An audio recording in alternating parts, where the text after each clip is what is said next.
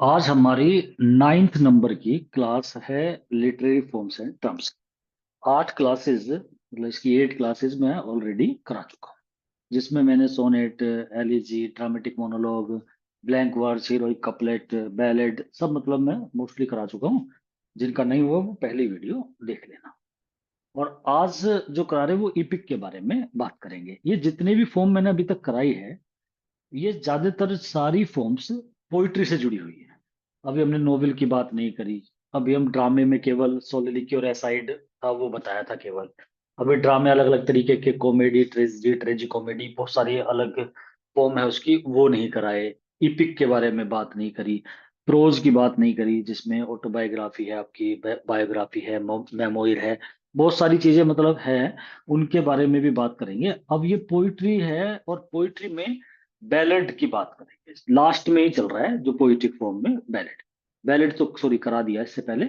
आज इपिक की बात करेंगे। अब इपिक के बारे में नॉर्मली तो सभी को जानकारी होती है, इपिक एक महाकाव्य है। और हमने एक इपिक तो सभी ने पढ़ रखा है या सबको पता है उसके बारे में, जो हमारे इंडिया का ही है, महाभारत। तो महाभारत के बारे में सभी जानते भी हैं। यही इपिक, लेकिन हम इसे थोड़ा लिटरेचर के पॉइंट ऑफ व्यू से समझेंगे। उसकी क्या क्वालिटी होती है, एपिक में क्या होता है। आपने महाभारत करा है। और अगर हम इंग्लिश की बात करें तो इंग्लिश में भी बच्चों ने पैराडाइज लॉस्ट पढ़ा है। यूपी टीजीटी में तो आप वैसे भी मिल्टन का पैराडाइज लॉस्ट पढ़े बिना हो ही नहीं सकता कि आपका काम चल जाए। क्वेश्चन उस पे से एक से ज्यादा ही क्वेश्चन आते हैं।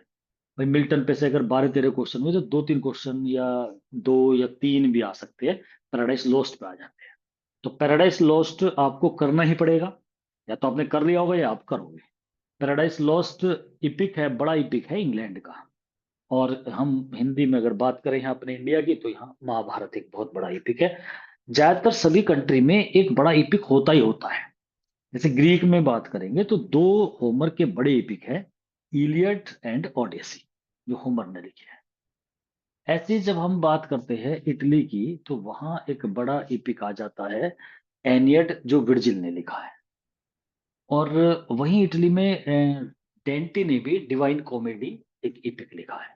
तो मतलब इपिक, और एक बहुत पुराना बिवॉल्व करके इपिक है। तो कुछ नाम ऐसे हैं जो मतलब हम इपिक को हमारे सामने आए हुए हैं। लेकिन आज इसकी बेसिक जानकारी बिल्कुल ध्यान से, कि भाई कोई पॉइंट्स हमारे बच ना जाए इपिक के बारे में।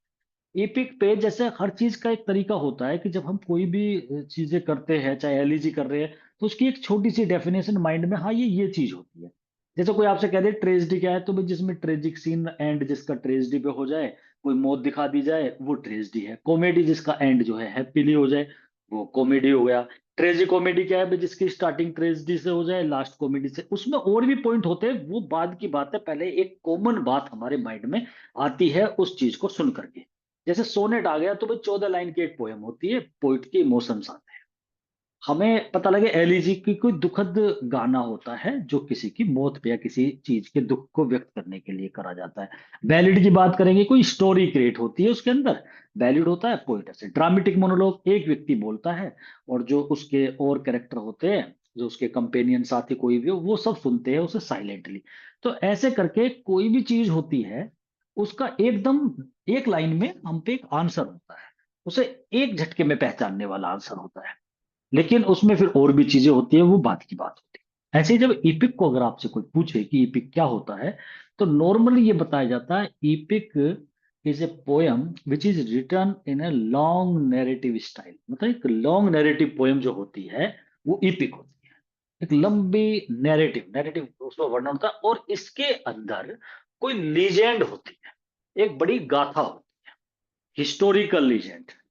कोई लीजेंड होती गाथा है, मतलब हिस्टोरिकल। तो एक हिस्टोरिकल कोई स्टोरी और ऐतिहासिक वो कहानी इसके अंदर होती है, उसी का बेस बना के ये चलता है। और हिस्टोरिकल होती है तो वो सुपर एलिमेंट्स उसमें मिलेंगे ही मिलेंगे, क्योंकि जितने भी आप पुरानी गाथाओं को देखोगे ना, उनमें आपको ये चीजें मिलेंगी। जो मतलब जो हीरो है वो बहुत महान मिलेगा, उसकी लड़ाई दिखाई जाएगी, वो किसी ड्रैगन से, इनसे लड़ाई होंगी उसकी, उसके उसके अंदर कुछ अद्भुत शक्तियां होंगी, जो बिल्कुल नेचुरल नहीं होंगी, वे सुपर नेचुरल होंगी।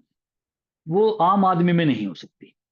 तो ऐसी कहानियां दिखाई देंगी, कोई गायब हो रहा है, कोई उड़ रहा है, कोई भेष बदल रहा है, ऐसा जैसे पैराडाइज लोस्ट में आपने देखा है।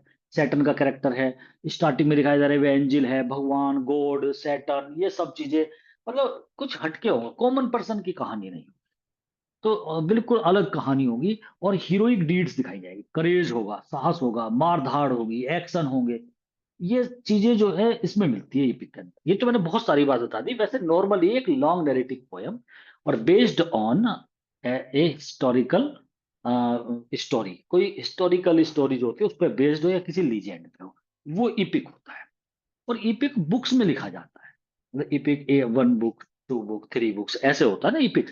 तो इपिक होती है ना, तो वो एक ऐसी पोयम नहीं है, एक छोटी सी पोयम होगी। ये इसके अंदर ये डिवाइडेशन बुक्स के अंदर होता है, वन टू थ्री बुक्स, और मोस्टली, मैं मोस्टली वर्ड लगा रहा हूँ, मोस्टली 12 बुक्स में लिखा जाता है। मतलब अगर सपोज करो आप राइटर हो, आपको इपिक लिखना है, तो आपके माइंड में एक चीज बिल्कुल आएगी कि भाई 12 बुक होनी चाहिए। एक अच्छे इपिक में 12 बुक्स होनी चाहिए। जैसे आपने देखा होगा, ड्रामे जो होते हैं लिटरेचर में, वो 5 एक्ट में होते हैं। अब होने को तो 3 एक्ट के भी होते हैं, 1 एक्ट के लिए भी है, लेकिन मोस्टली अगर बात करें, जो उसका एक नेचुरल जो एक उसका स्ट्रक्चर होना चाहिए, वो 5 एक्ट का। ऐसे इपिक 12 बुक्स में होना चाहिए। अब 12 बुक्स में पैराडाइज लॉस्ट को देखें तो इसमें तो 12 है, पहले 10 लिखी गई थी, बाद में 2 और ऐड कर दी थी, तो 12 होगी फिलहाल, मतलब 12 बुक्स में पैराडाइज लॉस्ट। और अगर हम बात करते हैं होमर के जो 2 बड़े इपिक है, उनसे भी आप पीछे नहीं रहोगे, उनके नाम आएंगे जब मैं आपको आगे क्वेश्चन कराऊंगा। इलियड एंड ओडिसी वे 24 बुक्स में है। और इसके बाद एनियट, मतलब वो 12 में है, लेकिन होमर के जो दोनों इपिक है वो 24 बुक्स में, उसने ज्यादा बड़े बनाए। फेरी क्वीन लिखा है स्पेंसर ने, वो सोच रहा था 12 में लिखूं, लेकिन 6 ही कंप्लीट कर पाया। 7वीं चल रही थी, अधूरी रह गई, वो तो इनकम्प्लीट है, लेकिन है ईपी की फेरी क्वीन स्पेंसर का। तो ये मतलब मोस्टली जो होते हैं 12 बुक्स में लिखे जाते हैं ईपी की, ये भी हमारे माइंड में रहना चाहिए। लॉफ्टी वर्ड्स यूज करे जाते हैं, वेटी थीम होती है, सब्जेक्ट भी बड़ा सब्जेक्ट होगा, मतलब कॉमन सी बात नहीं होगी, सीधी सी कोई ऐसे पैराडाइज लॉस्ट, पैराडाइज का लॉस्ट हो जाना, तो एक बड़ा वो है, ठीक है ना। ओडेसी, ओडेसी होती है कोई यात्रा बड़ी, उसे ओडेसी बोलते हैं। ठीक, तो यहाँ नाम जो होते हैं वो, महाभारत भी आप देखो, मतलब एक नाम में भी अपने में एक वजन होता है, सिंपल सा नाम नहीं रख सकते आप। तो और उसकी थीम भी बहुत ज्यादा बहुत मतलब हीरोइक थीम पे होता है। तो हीरोइज्म होती है, करेज, साहस, ये सब चीजें इसमें जुड़ी रहती है एपिक में। तो इसके क्वेश्चन देख लेते हैं अब।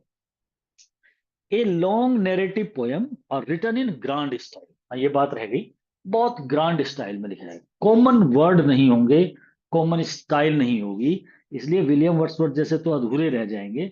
ये तो क्योंकि वो तो सिंपल लैंग्वेज और सिंपल स्टाइल यूज करता था, तो हम उसे पढ़ भी चुके हैं। तो यहाँ बात आती है बहुत स्टाइल में, मतलब ग्रांड स्टाइल, एक लिखने का जो तरीका होगा ना। अगर आप इपिक लिखने को, आप पोयम लिख रहे हो तो नॉर्मल लिख सकते हो, लेकिन जब इपिक लिख रहे हो आप, तो आपकी स्टाइल जो होगी लिखने की, वो बहुत ही ग्रांड स्टाइल होगी। On a serious subject is called an epic, grand style में, और किसी सीरियस सब्जेक्ट पे लिखा जाता है। एक बड़ा गंभीर मुद्दा आप लोगे उसमें, कोई एक लीजेंड होगी, उसका एक गंभीर मुद्दा उठा करके आप एपिक बनाओगे और ग्रांड स्टाइल में लिखोगे, ये इसकी एक डेफिनेशन है। 3 बात इसमें आ गई। एक लॉन्ग नैरेटिव पोयम, 2 बात तो यहीं पर आ गई कि इपिक एक पोयम होती है, एक क्वेश्चन। लॉन्ग नैरेटिव होता है, 2 क्वेश्चन। ग्रांड स्टाइल में लिखा जाता है, 3, और सीरियस सब्जेक्ट होता है, 4 बार। इसी एक क्वेश्चन में 4 क्वेश्चन है। तो इपिक तो वो होता है जो ग्रांड स्टाइल में लिखा जाता है और सब्जेक्ट सीरियस होता है। और इसकी जो थीम होती है ना इपिक की, वो भी बहुत महान, बहुत वजनदार होनी चाहिए। जो मेन मुद्दा है, जैसे ट्रॉय के युद्ध को थीम बनाया है इलियड एंड ओडिसी में, एनियड भी कहीं ना कहीं उसी से जुड़ा हुआ है। इलियड में एक्लिस जो योद्धा हुआ है ग्रीक का, उसका गुस्सा दिखाया गया, उसका रिवेंज, वो कैसे बदला लेता है, वहां जाता है, ट्रॉय के युद्ध में सारी मार धाड़ सब दिखाया जाता है। फिर उसके बाद वहां पर ओडेसी है, ओडेसियस, जिसे यूलिसिस, मतलब नाम उसका ओडेसियस था, टेनिसन ने यूलिसिस नाम दिया था। तो उसके बारे में जब वापस आते हैं तो उसकी जर्नी दिखाई जाती है, ओडेसी का मतलब जर्नी होती है। तो वो ओडेसियस की जर्नी है, ओडेसी, वो दिखाई जाती है। वो भी ट्रॉय के युद्ध से, ट्रॉय का एक बड़ा युद्ध है, जैसा आपके यहाँ महाभारत युद्ध है ना, ऐसे ही ग्रीक का ट्रॉय का युद्ध, पैराडाइज लोस्ट में देख लो आप। तो कुल मिलाकर के एक वेटी थीम होती है, वजन होता है उसमें। Historical events are the essential part of an epic. Epic में हिस्टोरिकल इवेंट होती है, मतलब जो कहानी होती है उसमें कोई हिस्ट्री होती है। जैसे होमर ने लिखा तो वो ट्रॉय का युद्ध था, वहां पे कभी हुआ था, तो उसी के बारे में उसी से जुड़ी हुई बातें लिखी है। महाभारत का युद्ध यहाँ हुआ था तो महाभारत लिख दिया उसमें। तो वो सब चीजें बिल्कुल सेम उसी तरीके से लिखा जाता है जो कोई हिस्टोरिकल इवेंट्स दिखाई जाती है। तो historical events are the essential part of an EPIC.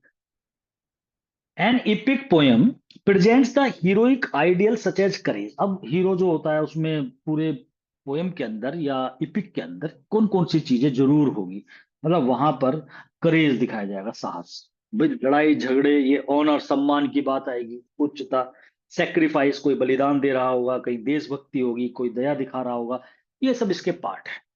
बड़े युद्ध होते हैं इसमें, वॉर जरूर है, ठीक है ना, तो वो सब वॉर दिखाया जाएगा। Epic poem describes the adventures of a hero in a large scale। Hero का एडवेंचर से भरे हुए कार्य दिखाए जाएंगे। वो बहुत ही साहसिक कार्य, एडवेंचर से भरे। तो ऐसा नहीं दिखाएगा, कॉमन सा हीरो नहीं दिखाएंगे उसमें, वो बहुत एडवेंचर्स, बहुत साहस दिखाएंगे। जो राइटर्स थे क्लासिकल इपिक की, अब बात कर रहे हैं हम क्लासिकल इपिक। मैं आपको बता चुका हूं, जब वर्ड क्लासिकल आ जाए किसी चीज में तो आप समझ जाना कि बात ग्रीक की और इटली की हो रही है। इटली से मतलब रोम की, पुराना। तो रोम और ग्रीक में जो वर्क, अगर मैं आपसे कहूँ क्लासिकल पोएम्स, तो समझो आप ग्रीक और रोम की पोएम की बात कर रहा हूं मैं कहूँ क्लासिकल इपिक, तो जो ग्रीक वाले और रोम वाले लिखा करते थे वो क्लासिकल इपिक है। जो राइटर्स थे क्लासिकल इपिक्स के, अब मैं ऐसे ही बोल दूं कौन राइटर होंगे, तो ग्रीक वाले राइटर जो इपिक लिखा करते थे, पुराने पुराने की बात है ये, ग्रीक और रोम। अब तो इटली नाम है, पहले रोम था। तो ग्रीक के और रोम के जो राइटर हुआ करते थे इपिक लिखने वाले, अब ऐसे ही बता दे तो वो होमर हो गया, इलियड लिखी है आपके, होमर ने इलियड और ओडिसी लिखी है। और यहाँ पर फिर एनियड जो बुक है वो वर्जिल ने लिखी है। उसके बाद में फिर आपका डेंटी हो जाता है। तो कुल मिलाकर के ये हो गए रोमन राइटर। तो जो राइटर्स है क्लासिकल इपिक्स के, वे हमेशा अपना इपिक जब स्टार्ट करते थे तो वो इन्वोकेशन करते थे। इन्वोक करना होता है प्रार्थना करना, रिक्वेस्ट करना, तो उपासना करना हेवनली म्यूज की, स्वर्गीय देवी हेवनली म्यूज जो है, उसकी यूरेनिया की। तो यूरेनिया काव्य की देवी है, गॉडेस ऑफ पोइट्री है। उसकी ये सबसे पहले अपना इपिक स्टार्ट करने से पहले, जैसे कोई लाला लोग जो बनिया होते हैं वो दुकान को जब स्टार्ट करते खोलते हैं तो एक तरह से पूजा सी करते हैं उसे, या कोई ओपनिंग करते हैं किसी चीज की तो हम पूजा पाठ कराते हैं। तो वो इनेगुरेशन कराते हैं, कोई हमने एक नया काम स्टार्ट करा है तो हम हवन कराते हैं ये। तो ऐसे ही एक राइटर जब अपनी किसी इपिक को लिखने के लिए चलेगा, पोएम को नहीं, आप सोनेट लिख रहे हो वहां नहीं, इपिक, और उसके अंदर ही होगा। पैराडाइस लोस्ट आपने पढ़ी है, आप उसका देखो स्टार्टिंग में मिल्टन यूरेनिया की मतलब इन्वोकेशन कर रहा है। तो यहाँ पर यही चीजें हैं कि सबसे पहले जो ये क्लासिकल इपिक्स जिन्होंने लिखे हैं, और इनकी देखा देखी मिल्टन ने बिल्कुल सेम यही करा है। क्योंकि मिल्टन बहुत ज्यादा इंस्पायर था, क्लासिकल वे में लिखा है उसने अपना इपिक, और उसने ग्रांड स्टाइल यूज करी है, और वही Lofty words, elevated theme use करी है ग्रांड स्टाइल में। तो यहाँ पर राइटर्स ऑफ क्लासिकल इपिक्स जो थे वो अपना इपिक जब स्टार्ट करते थे तो वो हेवनली म्यूज जो गॉडेस है, काव्य की जो देवी है, उसकी उपासना करते थे। ऐसा कहते थे कि हे देवी मुझे ताकत दो, मैं एक बड़ा इपिक लिखने जा रहा हूँ, मुझे इतनी शक्ति दो कि मेरा इपिक ये महान बने, मैं कहीं कोई भूल ना कर पाऊं, मैं इसे इस तरीके से लिखूं कि सबको ये पसंद आए, ऐसा हो, मैं ऐसा लिखने जा रहा हूँ, मुझे उसके लिए ताकत दो, प्रेरणा दो। ऐसे करते थे स्टार्टिंग, मतलब ये है तरीका। Heroic war is the essential trait of A classical EPIC. Classical EPIC में हीरोइक वॉर तो होगा ही, जितने भी इपिक है ऐसा कोई इपिक नहीं है इनमें से जिसमें युद्ध ना हो। आप कोई सा भी इपिक उठा लो तो, और हीरोइक मतलब एक बहुत ही साहसिक युद्ध देखने को मिलते हैं। Epic poetry is known for its use of formal elevated language। जो इपिक में इलिवेटेड लैंग्वेज यूज होती है, अब इलिवेटेड कैसी होती है, उच्च, महान। तो लैंग्वेज जो होगी, लिखने की जो कला होगी, जो स्टाइल होगी, स्टाइल तो ग्रांड स्टाइल है ही, लेकिन लैंग्वेज भी कॉमन नहीं होगी।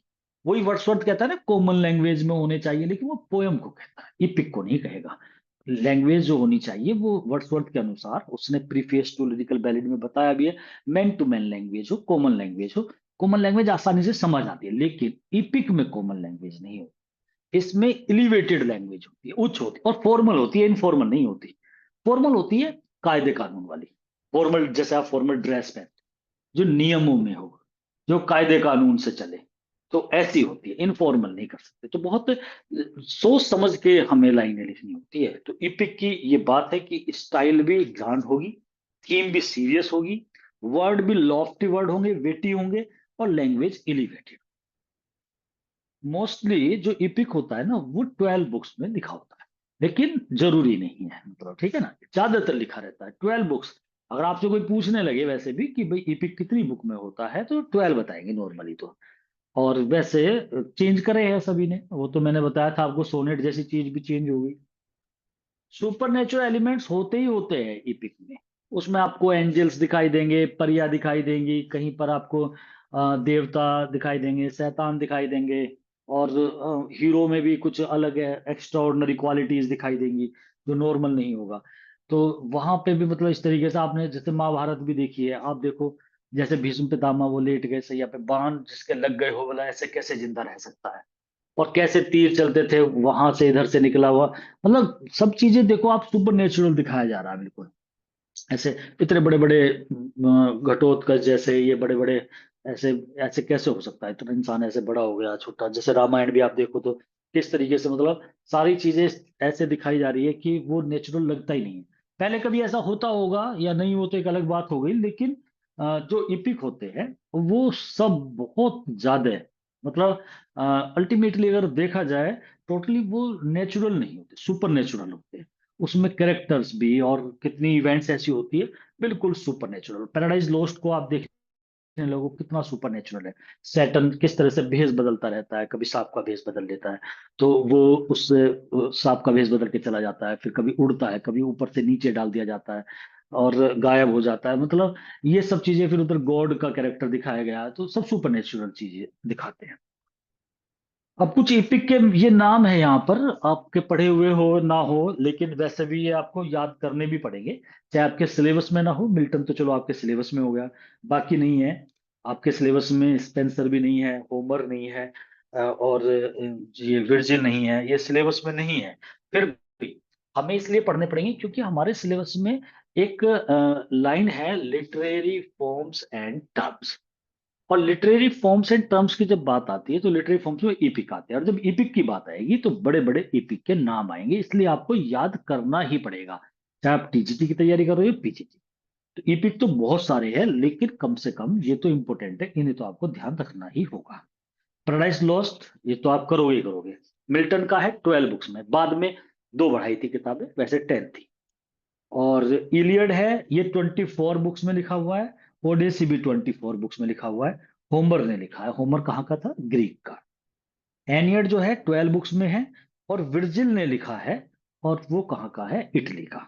द फेरी क्वीन स्पेंसर ने लिखी है, और ये 6 बुक थी, मतलब ये लिखना 12 में ही चाह रहा था। ये कंप्लीट 6 ही कर पाया था, 6 बुक्स, और 7th इनकम्प्लीट रह गई थी, तो इनकम्प्लीट है फेरी क्वीन, द फेरी क्वीन। इसमें भी आप देखो, जो रेड क्रॉस नाइट का कैरेक्टर, ऊना का कैरेक्टर, वो सब किस तरीके से गायब हो जाना, मतलब सारा बिल्कुल ऐसा दिखाया जा रहा है कि सुपर नेचुरल एलिमेंट्स इसमें फेरी क्वीन में भी। पेड़ जो है वो भी बातें कर रहे हैं आपस में, तो मतलब सब सुपर नेचुरल है टोटल। द इपिक इलियड जो है होमर का, was first translated into English by pop. Alexander pope ने इसे ट्रांसलेट किया था। ये क्वेश्चन मतलब थोड़ा सा हटके है कि इसे पूरे को, मतलब ये जो इलियड लिखा गया था, तो ये तो ग्रीक में था, तो यहाँ पर इसने पोप ने इसे इंग्लिश में ट्रांसलेट करा, तो इसलिए इसकी बात करते हैं। अब ये नाम आता है बिवोल। जब मैं मेजर मोमेंट्स कराऊंगा तो मेरी उंगली आके इसी पे टिक जाएगी, 1000 साल पे।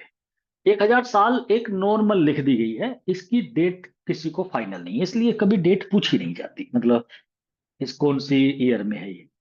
तो यहाँ पर लेकिन एक अप्रोक्सीमेटली जो कैलेंडर है, जैसे अब 2024 चल रहा है, तो 1000 ईस्वी में, ये यहाँ पे जब एंग्लो सैक्सन वाला पीरियड चल रहा था, तो उस समय की बात है, जब एंजल सैक्सन और जूट ये आकर के इंग्लैंड में रहने स्टार्ट हो गए थे, तो ये ट्राइब्स थी आना यहाँ पे। इसके बारे में बताऊंगा, खैर मैं आपको मेजर मोमेंट्स में पढ़ाना पड़ेगा ये सब कुछ, कि कैसे ब्रिटॉन्स वाले स्टार्टिंग कैसे हुई थी, 55 BC से पढ़ाता हूँ मैं हमेशा। तो 55 BC से इंग्लैंड को मैं स्टार्ट करता हूँ और फिर वहां से सब चीजें बताना स्टार्ट करता हूँ। तो स्टार्टिंग में ज्यादा नहीं है, कुछ ही किताबें लिखी हुई थी, लेकिन फिर धीरे धीरे 1000 पे आके रुकता हूँ मैं, क्योंकि पहली मैन्यूस्क्रिप्ट यहाँ देखने को मिली है। और मैन्यूस्क्रिप्ट थी लिखी हुई पहली बुक, वो थी बिवोल्फ, जिसके राइटर का पता नहीं है, अननोन है। ये क्वेश्चन कई बार आया हुआ है कि बिवोल्फ किसने लिखा, क्योंकि बिवोल्फ इपिक बहुत ही मतलब पढ़ा गया है, और ये पहला एक लिखा हुआ इपिक देखने को मिला है इंग्लैंड का। वैसे तो ग्रीक में तो बहुत पहले लिखे जा चुके थे, और इपिक तो पहला मेसोपोटामिया में लिख दिया गया था बहुत पहले, 2100 साल पहले, मतलब कैलेंडर से 2100 साल पहले। इसका मतलब आज से 2024 प्लस 2100, तो 4100 4200 साल पहले मेसोपोटामिया में पहला इपिक लिख गया था। तो वो तो चलो खैर अलग बात थी। लेकिन मैं आपसे बता रहा हूं इंग्लैंड की, क्योंकि हम इंग्लैंड को ज्यादा पढ़ते हैं, हमें इंग्लैंड से ज्यादा मतलब होता है। तो 1000 ईस्वी में, 1000 में, यहाँ फर्स्ट इपिक जो मैन्यूस्क्रिप्ट था और ये पढ़ा गया, ये किताब देखी गई, और इसका नाम था बिवोल्फ। बिवोल्फ जो है, इसके नाम से ये इपिक है, कैरेक्टर का नाम है बिवोल्फ। ये बड़ा दिखाया गया, बहुत ही करेजियस, साहसी है, और ड्रैगन से मतलब लड़ाई करता है। तो कहीं ना कहीं ये सिंबल है गुड का, अच्छाई का, और इविल पे किस तरीके से विजय प्राप्त करता है, वो सब इसमें दिखाया गया। डिवॉल्ट एक एपिक है जो अननोन राइटर, मतलब इसके राइटर का नहीं पता लगा, और 1000 AD में लिखा गया है। इट इज ए मैन्यूस्क्रिप्ट है, हाथ से लिखा हुआ है। It is the most important Anglo Saxon literary work. Anglo Saxon के बारे में मेजर मोमेंट्स में आप ढंग से पढ़ोगे इसे, तो इसमें भी ज्यादा माइंड नहीं लगाना है। जिन बच्चों को नहीं पता, जिन्हें पता है उन्हें पता ही होगा एंग्लो सैक्सन पीरियड आता है किस तरीके से। ये एंग्लो सैक्सन, ये दोनों ट्राइब्स के नाम है, उनके नाम से इस पीरियड का नाम पड़ा था। मोक इपिक, अब हम इपिक की हमने बात करी, अब इपिक को दो तीन तरीके से और भी लिखा गया है, कॉमिक इपिक, मोक इपिक, ऐसे भी होते हैं। तो वो तो हो गई, अब तक हम बात कर रहे थे इपिक की। अब इपिक में ही एक उसी की पैरोडी बना दी, मतलब जैसा होता है ना किसी का मजाक सा, उसकी, जैसे हम किसी पिक्चर का कार्टून बना दे, ऐसे ही एक इपिक जो नॉर्मल आपने देखा उसमें किस तरीके से होना चाहिए, सारी चीजें आपने देखा उच्च श्रेणी की दिखाई गई, लैंग्वेज हो, स्टाइल हो, या सब्जेक्ट मैटर हो, हर चीज एलिवेटेड है, सब लॉफ्टी है, सब बिल्कुल आपका विटल क्वालिटी है। लेकिन मॉक इपिक इसका बिल्कुल मॉक बना देना, इपिक का मॉक, मॉक होता है किसी का मजाक उड़ा देना, उसे मॉक इपिक कहते हैं। मॉक इपिक लिखे गए हैं, लेकिन ज्यादा नहीं लिखे गए, फेमस नहीं हो पाए, क्योंकि इपिक का आप मखौल उड़ा रहे हो। लेकिन एक इपिक ऐसा हुआ जो बहुत फेमस हो गया, मॉक इपिक, और वो ज्यादातर सभी ने पढ़ा भी है। वो है the rape of the lock. वो अलेक्जेंडर पोप का, उसने 18 सेंचुरी में, न्यू क्लासिकल एज का है। पोप को आप बढ़िया तरीके से जानते हो, और पोप की खासियत है जो वो मेन है, वो सटायर के लिए जाना जाता है या अपने हीरोइक कपलेट के लिए जाना जाता है। तो उसने एक मॉक एपिक लिखा, हीरोइक कपलेट यूज करे उसके अंदर, और उसका नाम था the rape of the lock. तो मॉक एपिक क्या होता है, एक सटायरिकल पोयम है। सटायर क्या होता है, किसी पे टॉन्ट कर देना, कमेंट कर देना, व्यंग करना, सटायरिकल पोयम है जो डीलिंग करता है ट्रिफल सब्जेक्ट पे। ट्रिफल होता है छोटा सब्जेक्ट, जो छोटे छोटे सब्जेक्ट पे, अब अभी बात कर रहे थे हम इपिक की, कि उसमें तो सीरियस सब्जेक्ट होता है, और एक लैंग्वेज एलिवेटेड होती है, थीम जो होती है वो भी उसकी बड़ी लॉफ्टी थीम होती है। तो मतलब हम बात करते, बड़ी बड़ी बात हो रही थी इपिक के बारे में, अब हमने बिल्कुल उसका उल्टा कर दिया, क्योंकि नाम से ही पता लग रहा है, मॉक कर देना इपिक का। तो वो रेप ऑफ द लॉक, अब देखो टॉपिक कैसा है, पैराडाइज लॉस्ट को देखो कि नाम कैसा दिया, Paradise Lost, Mahabharata, Iliad, Odyssey, ये नाम है इपिक के बड़े नाम, फेरी queen.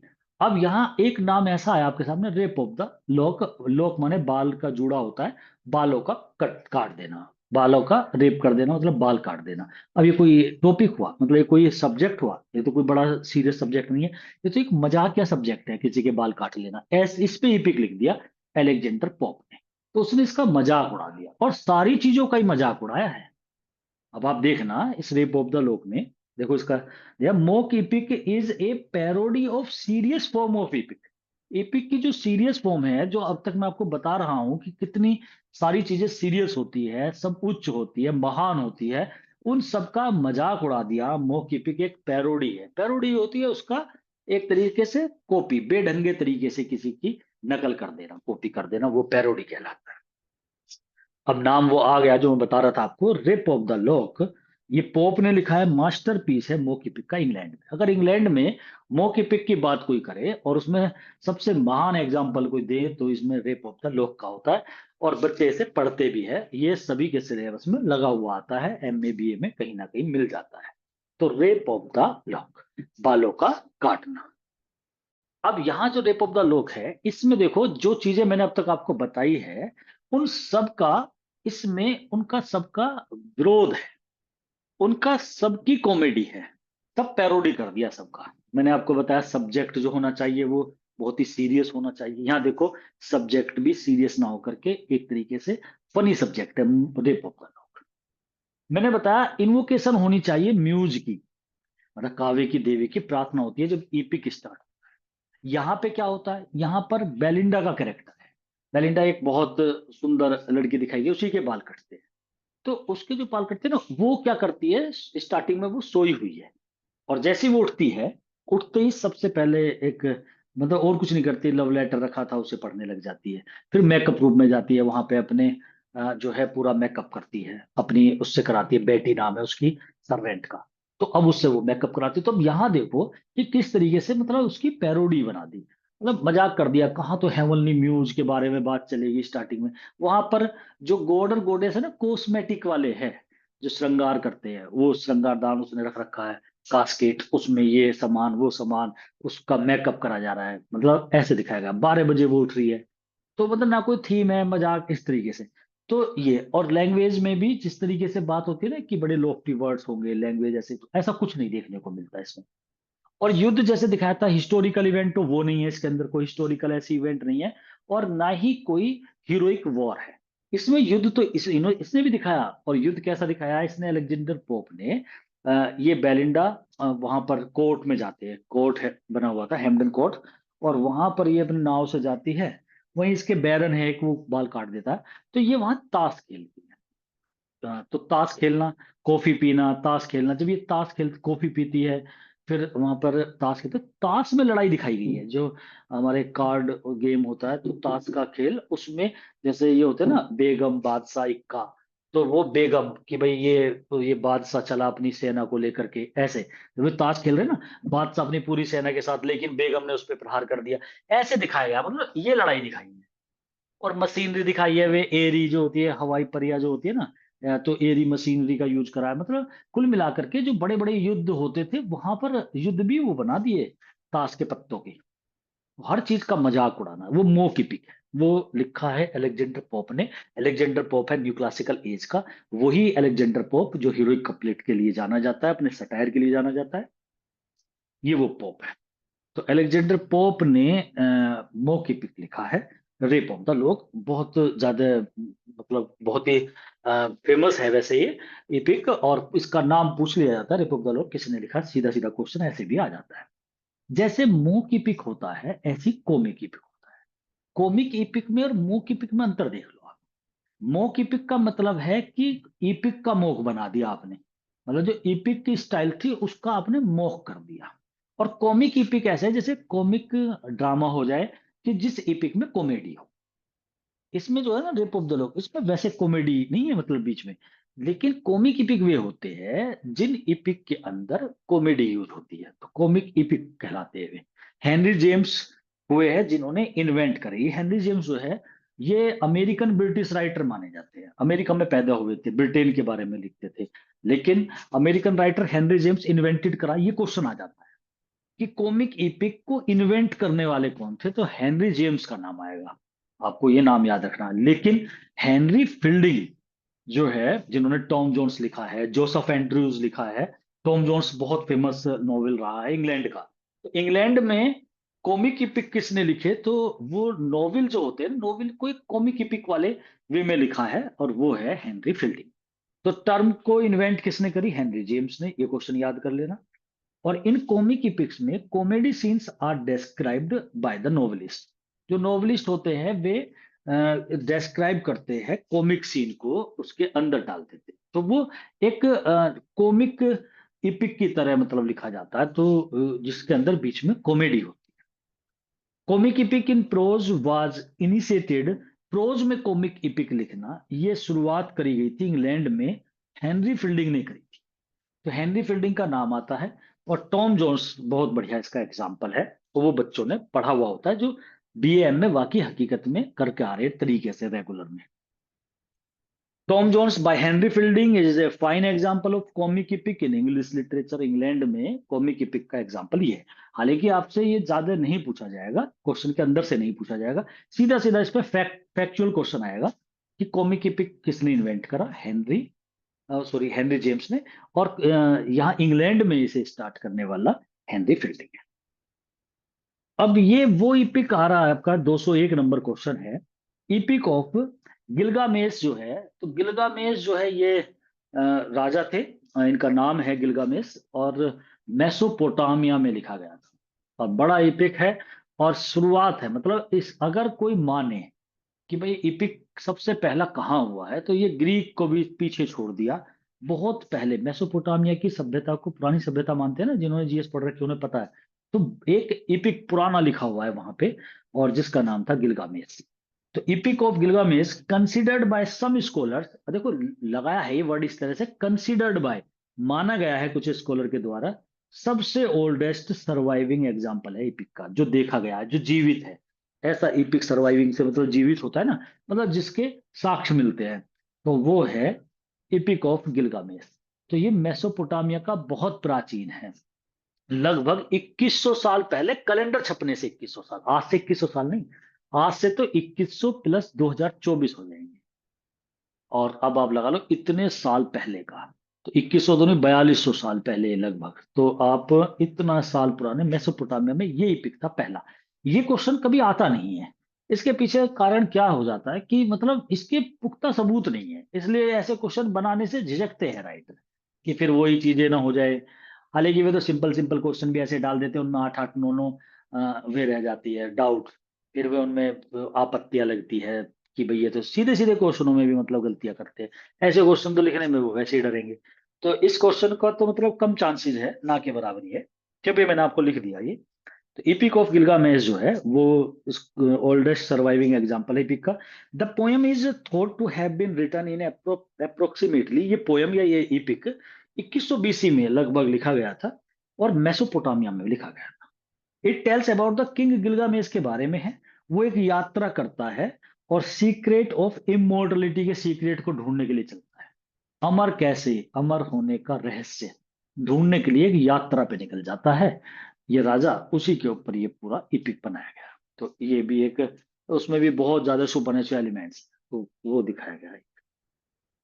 Ancient Greek इपिक्स and Latin इपिक्स। अब देखो ग्रीक इपिक कह दो, आप लेटिन इपिक कह दो, लेटिन जब वर्ड आता है तो आप समझो ये एक लैंग्वेज है, ऑफिशियल लैंग्वेज ऑफ रोम की, रोम की उच्च भाषा। बाद में लेटिन को यूज इंग्लैंड में भी करा गया, लेकिन उन्होंने करा जो बड़े, मतलब एक मतलब जैसे आप हम हिंदी यहाँ इसमें इंडिया में मतलब आप हिंदी बोलते हो, लेकिन कोई इंग्लिश में लिख देता, अब तो सारी दुनिया बोलने लगी इंग्लिश, कोई दिक्कत नहीं, लेकिन स्टार्टिंग में शुरू में गांव में पहले अगर हम बात करें, कोई इंग्लिश में बात करता था तो एकदम उस पर नजर जाती थी कि भाई वाकई ये कोई बंदा है। कोई इंग्लिश में लिख देता था तो वाकई ये तो बहुत ज्यादा एजुकेटेड पर्सन है, कोई स्कॉलर कोई विद्वान ही कर सकता है। आज भी कुछ जगह ऐसा है भाई इसकी इंग्लिश बहुत अच्छी है, भाई ये इंग्लिश में है ऐसे। तो जो जैसे आप यहाँ उसे मान सम्मान देते हो जो इंग्लिश में बात करता है, इंग्लिश में लिखता है, इंग्लिश में आपसे कम्युनिकेट करता है, तो जो महत्व तो आप देते हो, ऐसा ही इंग्लैंड में तो इंग्लिश ही है, जो लेटिन यूज करता था उसे ऐसे ही महत्व दिया जाता। तो लेटिन वर्ड, जैसे फ्रांसिस बेकन है लेटिन में लिखते थे, तो एडिसन है लेटिन बहुत यूज करते थे। तो कुछ राइटर हुए लेटिन में, थॉमस मोर टीचर थे लेटिन के, तो जिन्होंने यूटोपिया बुक लिखी है। तो ये लेटिन जो यूज करते थे, कुछ राइटर ऐसे हुए जो बीच बीच में लेटिन वर्ड यूज करते थे, जैसे हिंदी के साथ साथ आप इंग्लिश वर्ड यूज कर लो, अपने बोलने में हम यूज कर लेते हैं। और कुछ होते लेटिन बोल लेते थे, लिख लेते थे पूरी, वो तो एक बहुत बड़े हो गए, तो वो तो मैं जैसे बता रहा हूँ कि एक टीचर ही हो गए, थॉमस मोर थे। अब कुल मिलाकर के मैं ये बताना चाह रहा हूं कि एंशियंट ग्रीक इपिक जो हुए और लेटिन इपिक्स, तो यहां मैंने रोमन इपिक ना बोल के लेटिन इपिक बोल दिया, तो लेटिन इपिक का मतलब रोम वाले हो गए, और दोनों को अगर मैं जोड़ दूं तो ये क्लासिकल इपिक हो जाएंगे। तो एंशियंट ग्रीक में और लेटिन इपिक जो थे, ये वो टिपिकली सामान्यतः कंपोज्ड इन डेक्टाइलिक हेक्सामीटर में लिखे गए थे। ये क्वेश्चन आप याद रख लेना। ये है तो नेट का क्वेश्चन, लेकिन आपके इसमें भी आ सकता है टीजीटी में। तो इनकी स्टाइल बता दी। जैसे आपसे पहले भी जब मैं एलईजी पढ़ा रहा था आपको, तो एलईजी कपलेट आया था वहां वर्ड। भाई एलईजी कपलेट में लिखा करते थे, जो ये क्लासिकल लिटरेचर में लिखा करते थे एलईजी जो थी। तो एलईजी कपलेट हो गया वहां वर्ड। तो इनके लिखने का तरीका देखो, जब अब मॉडर्न एज आई तो सब चेंज हो गया, पहले ऐसे लिखते थे। तो वहां पर आप देखो ये मीटर यूज होता था, डेक्टाइलिक हेक्सामीटर।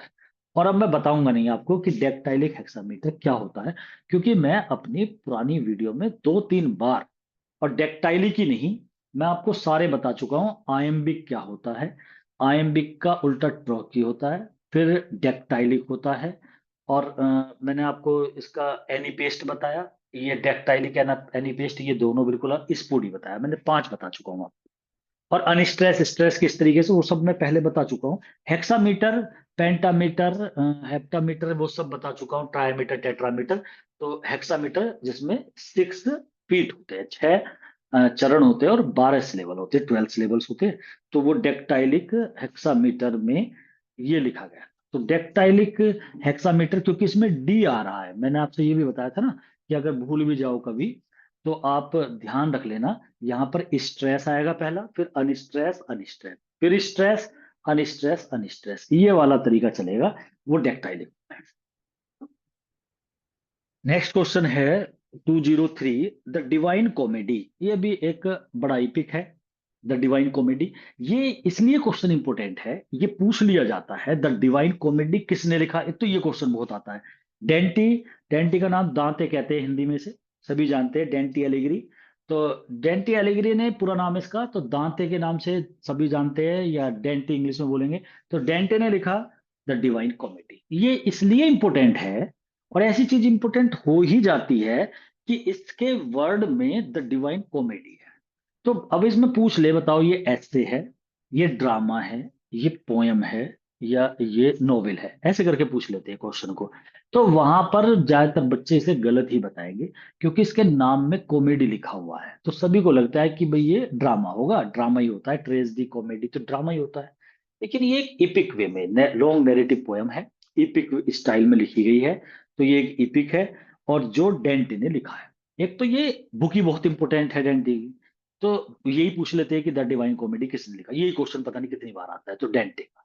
और अगर कोई बढ़िया एग्जामिनर है, बढ़िया क्वेश्चन बनाना चाह रहा है, तो वो ऐसे पूछे, तो वहां पर बड़ी दिक्कत हो जाती है। और समझदार पढ़े लिखे भी एक बार को चकरा जाते हैं कि डिवाइन कॉमेडी क्या है, इसे पोयम। वो क्या करेंगे, वो इपिक नहीं लिखेंगे, पोयम लिख देंगे। अब इपिक और पोयम भाई है तो पोयम की तरह ही, इपिक जो होते हैं वो लॉन्ग नैरेटिव पोयम। देखो इपिक की क्या परिभाषा है, लॉन्ग नैरेटिव पोयम, यही तो है। तो वो पोयम है, आपसे पूछ लेंगे, क्योंकि इपिक में तो आप सोचोगे भी, क्योंकि ये तो आपके माइंड में आ जाएगा डिवाइन कॉमेडी कोई बड़ी चीज है। अब बड़ी में एक लिख दिया सिंपल सा पोयम लिख दिया, एक लिख दिया ड्रामा, ठीक है, ड्रामे चाहे सीधी कॉमेडी लिख दी, और एक नॉवेल लिख दिया आपका। तो आप जब उस पे निशान लगाओगे, या ऐसे लिख दिया, तो आप पोयम पे मतलब बड़ा मुश्किल से जाओगे आप इस पे, और क्वेश्चन गलत हो जाएगा। तो ये जो है डिवाइन कॉमेडी एक इपिक है, या इपिक पोयम कह दो इसे। और डेंट ने जान के मैंने यहाँ इपिक पोयम लिखा भी है, कि आपको ध्यान रह जाए, क्वेश्चन अगर पोयम पूछे तो पोयम लिख देना। डेंट ने लिखा है, इटली का था डेंटे। डेंटे ने वही काम करा है यहाँ पर इटली में, जो काम चौसर ने इंग्लैंड में करा। मतलब इंग्लैंड में चौसर का नाम आता ना, स्टार्टिंग में लिखने वाला, लैंग्वेज वैंग्वेज बनाने वाला, सब कुछ स्टार्टिंग करने वाला। ज्यादातर बुक्स वहीं से स्टार्टिंग मानी जाती है, तो वही काम डेंटे का था। और दोनों थोड़े लगभग एक सी ही जैसी एज से भी जुड़े हुए थे। तो कुल मिलाकर जब पढ़ाऊंगा मेजर मोमेंट्स, तो इन्हें सबको इकट्ठा करके पढ़ाऊंगा उस टाइम पे। तो ये रहा इसमें, तो इपिक के ऊपर हमारे ये क्वेश्चन रहेंगे। तो आपको ध्यान रखना है कि मतलब जब हम इपिक की बात करें, तो इपिक एक बहुत ज्यादा सीरियस और हीरोइक स्टाइल होती है। सब लॉफ्टी वर्ड्स, एलिवेटेड लैंग्वेज, और जो थीम होती है वो भी बहुत ही वेटी होती है, और सिंपल नहीं होता, मतलब काफी एक जो इपिक होते हैं तो वो थोड़ा हटके, मतलब उच्च श्रेणी में कोई चीज लिखी जाती है। और लॉन्ग नैरेटिव पोएम वॉर दिखाए जाते हैं, सुपरनेचुरल एलिमेंट्स होते हैं। और फिर आप उन सब इपिक के जब नाम याद रखोगे अपने माइंड में, तो फिर आपके वो सब चीजें अपने आप भी ठीक होती चली जाएगी, आप खुद भी समझ जाओगे, हाँ ये इपिक 2-3 इपिक आपके पता होने चाहिए, उनकी स्टोरी आपके माइंड में होनी चाहिए, तो हम उस तरीके से भी लगा लेते हैं उन्हें। ठीक है, यहीं तक करेंगे इसका इपिक का।